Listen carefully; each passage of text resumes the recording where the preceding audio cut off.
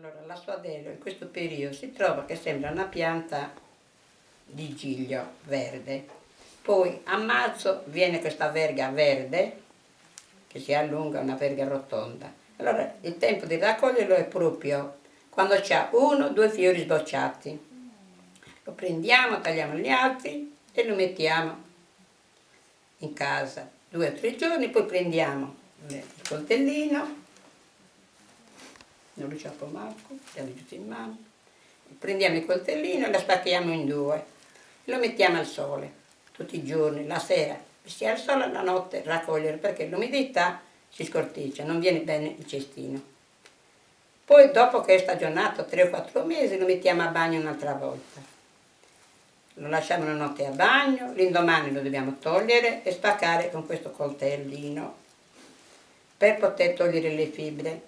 Le fibre sarebbero queste, però si distraggono tutte da qui.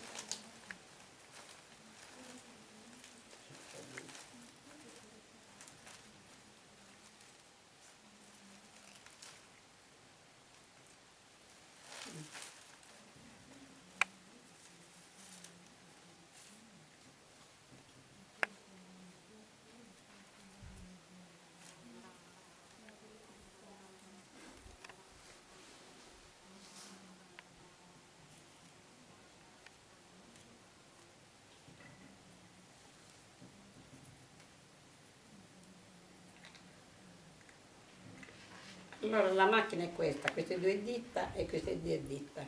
E con la bocca si mantiene per togliere le fibre.